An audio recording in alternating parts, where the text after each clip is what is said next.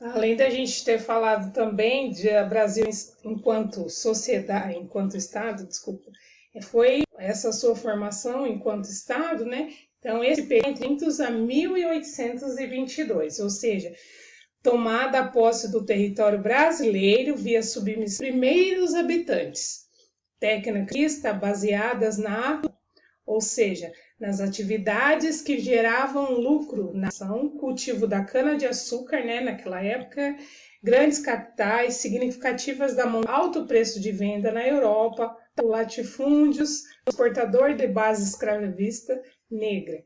Outra finalidade econômica era a pecuária no interior do país. No 17, e na metade do século XVIII, a menor volume da mão de obra, grandes fortunas que oscilavam a transferência de capital para o Rio de Janeiro em 1793.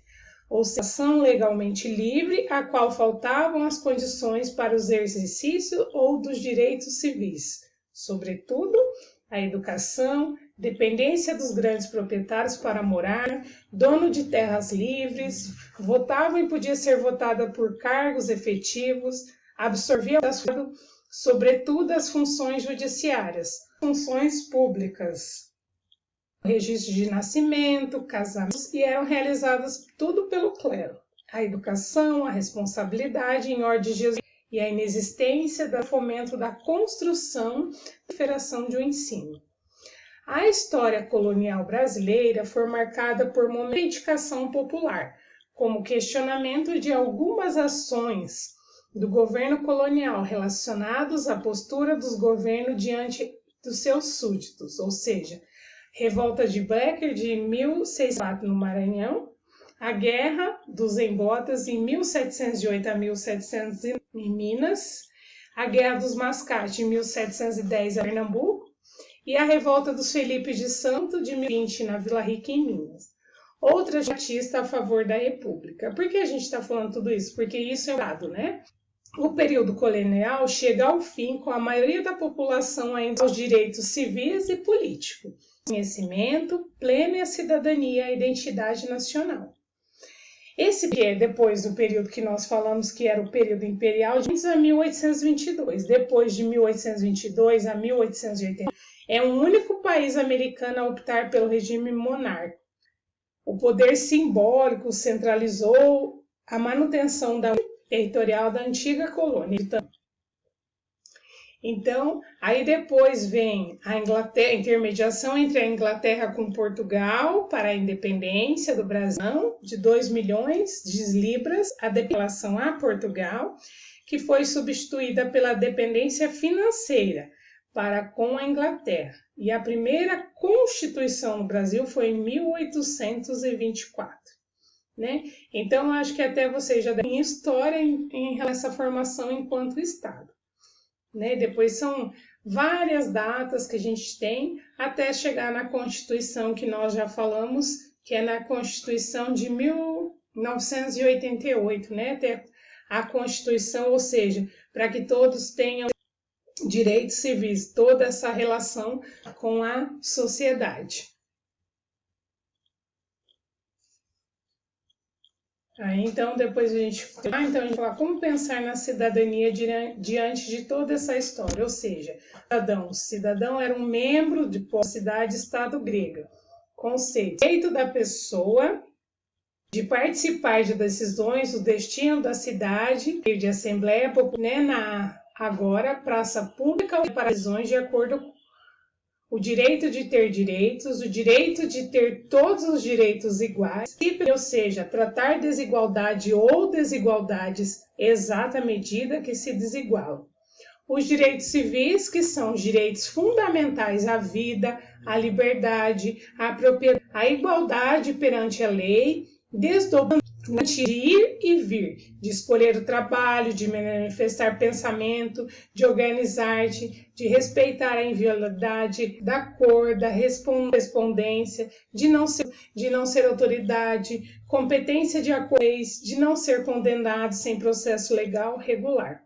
Os direitos políticos, que são a participação do cidadão no governo da sociedade, como a capacidade de se organizar em partidos, votar, de ser votado, parlamento livre e representativo. Os direitos sociais, que garante a participação da riqueza coletiva. Eles incluem direitos à educação, ao trabalho, ao salário justo, à saúde e à aposentadoria. Ou seja, são todos esses os direitos, né, que nós estamos falando, como pensar na cidadania diante dessa ação, à saúde, ao trabalho, à moradia, à segurança, à proteção à maternidade, à infância, assistidos na forma da Constituição de 1988, que nós falamos, que é a conquista para a cidadania, né, que nós já falamos ali em cima. Todos são perante a lei, sem distinção de qualquer natureza, ou seja, garantindo-se aos brasileiros, estrangeiros residentes no país, a individualidade, a segurança e a propriedade, também na Constituição Federal de 1988. O artigo 14 assegura-se que todo cidadão há direito ao voto secreto dos representantes por meio dos quais é exercida a soberania popular. Ou seja, no artigo essa a liberdade de criação, separação, a extinção dos partidos políticos. Então, depois vem ali filme e sociedade, ou seja, quanto vale por aquilo, né? Então, falando sobre o filme, ou seja, não deixe de ser problema, paisagem. Discuta daí a partir desse filme, ou seja, dessa abaixo, né? Depois eu vou colocar para vocês verem a figura no slide. Ou seja, né? Então, mais valem pobres namorando. Então, é só uma imagem para vocês ver sobre um filme. Família. Um grupo social unidos por uma complexidade muito ampla de relações interpessoais com uma comum, colaboração econômica e produção. Embora uma das instituições mais persistentes no tempo, a mudança social tem procurado se adaptar face a essas condições. Não se pode falar univocadas, mas sim recíprocas entre a família e a sociedade. Ou seja, ritmo frenético e agitado da vida, ou seja, da necessidade de rápidas, imediatas, das necessidades, os aspectos tecnológicos, melhoria na vida dos indivíduos, a maior escolaridade, maior ascensão econômica, aspecto sociocultural, novos valores culturais relacionados com certos grupos, nova visão de comunicação social, vida na mídia, novas formas do uso do tempo livre, aspectos ligados à saúde, a maior expectativa de vida, doenças diferentes do que já via-se anteriormente.